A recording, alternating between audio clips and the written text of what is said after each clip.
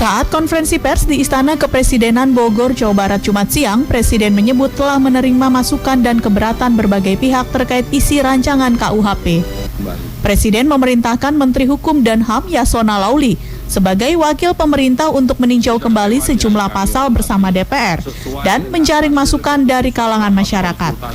Selain itu, Presiden Jokowi berharap DPR memiliki sikap yang sama untuk menunda pengesahan RUU KUHP dan melanjutkan pembahasan oleh anggota DPR periode berikutnya.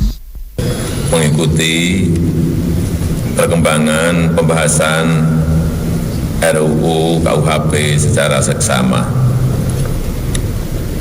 Dan setelah mencermati masukan-masukan dari berbagai kalangan yang berkeberatan dengan sejumlah substansi RUU KUHP, saya berkesimpulan masih ada materi-materi yang membutuhkan pendalaman lebih lanjut.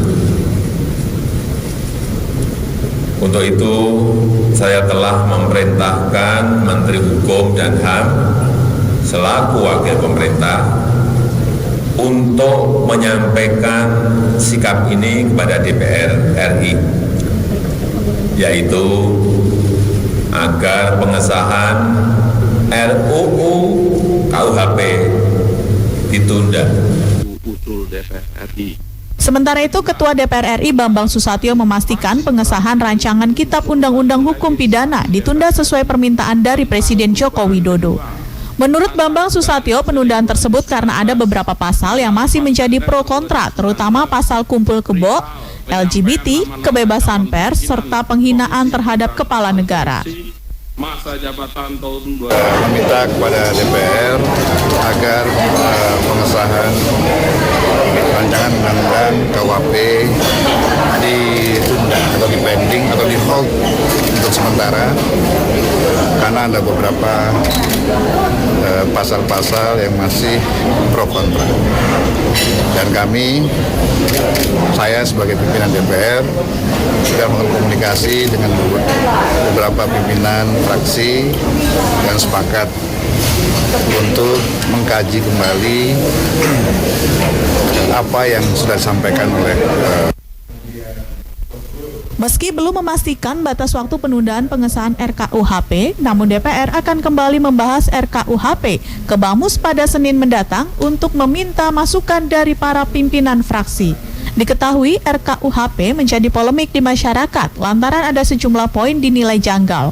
Bahkan Bambang Susatyo sempat mengatakan jika rancangan KUHP akan disahkan DPR dalam rapat paripurna terakhir pada 24 September 2019 mendatang atau sebelum masa jabatan yang berakhir. Faisal Solehudin, Muhammad Ridwan, JAK TV.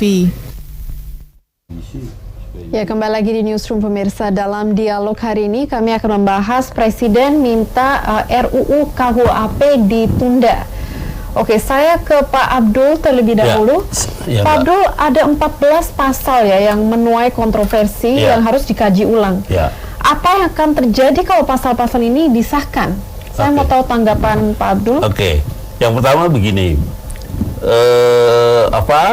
isu yang diusung adalah dekolonisasi, ya, membuat undang-undang baru mengganti undang-undang peninggalan penjajahan, gitu.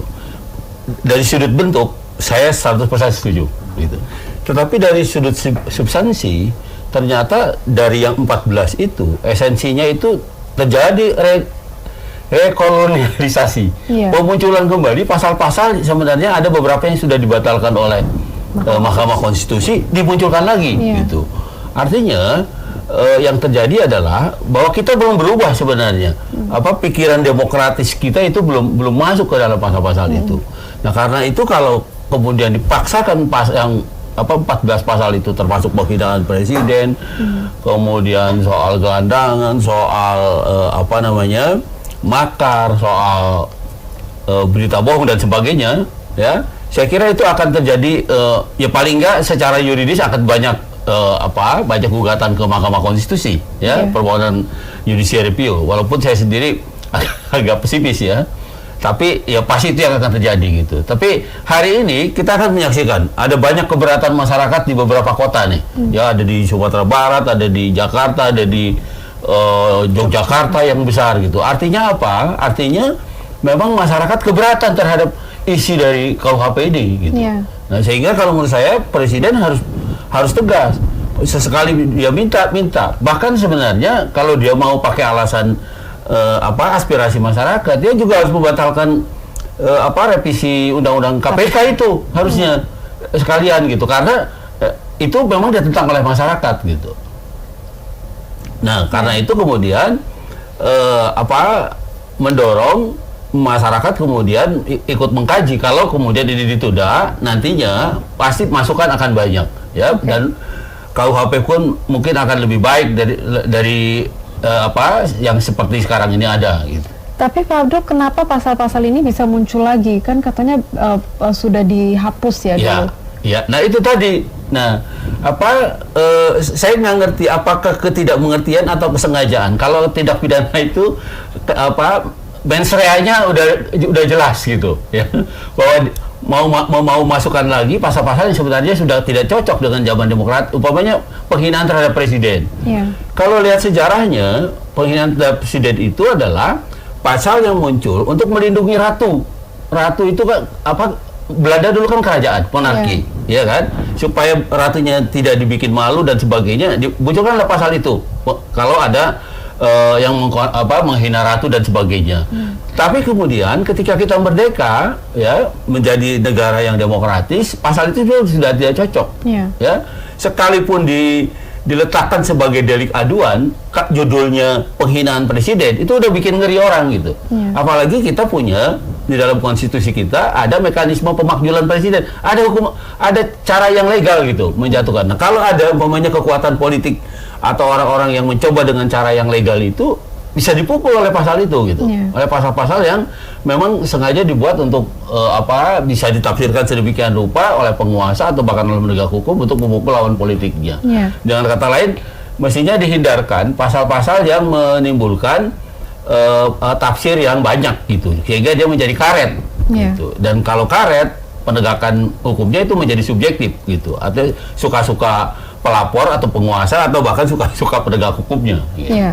Baik, Mbak Pratiwi, tanggapan Mbak sendiri terkait tundanya revisi rancangan ini, apakah udah terlambat menurut Mbak Pratiwi?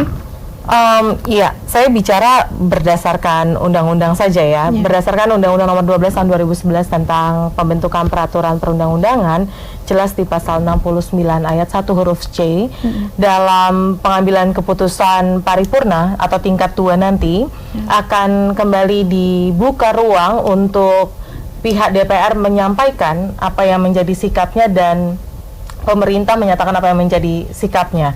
Nah, dalam hal tadi pidato yang kita saksikan bersama, Presiden sudah menyatakan sebetulnya pengesahan RKUHP ini harus ditunda karena berbagai macam masukan dari masyarakat seperti itu. Artinya, di dalam pengambilan keputusan paripurna yang kabarnya tanggal 24, tapi kita tidak tahu, bisa saja dimajukan atau kapanpun itu, seharusnya yang terjadi adalah ketidaksepakatan antara pemerintah dan DPR. Kalaupun DPR tetap mau memajukan, semisalnya demikian. Tapi jika pemerintah tidak setuju, maka hal itu bisa ditarik kembali. Karena jangan lupa bahwa rancangan KUHP ini adalah undang-undang usulan pemerintah, bukan usulan DPR. Oleh karenanya, kalau beberapa anggota Dewan menyebutkan ini sudah terlambat, jelas itu tidak berdasarkan dengan peraturan perundang-undangan yang berlaku dalam tata urutan peraturan perundang-undangan kita, seperti itu. Nah, tapi yang menjadi poin pentingnya sebetulnya adalah hari ini kita tahu betul bahwa seharusnya Presiden dan DPR menangkap pesan yang utuh dari masyarakat. Ini bukan hanya bicara soal pengesahan RKUHP, tapi ternyata di masa akhirnya ini DPR banyak sekali berencana menggodok dan mensahkan undang-undang yang justru merugikan masyarakat. Seperti itu. Jadi bukan hanya RKUHP, ini harus dipahami oleh publik seperti itu. Dan hari ini seperti tadi Bang Fikar sudah sampaikan, banyak gelombang aksi baik dari mahasiswa atau masyarakat sipil menyatakan protesnya, karena kita tahu betul dalam pidato kepresidenan kemarin pun waktu paripurna tidak sedikit pun disentuh yang namanya reformasi hukum dan hak asasi manusia.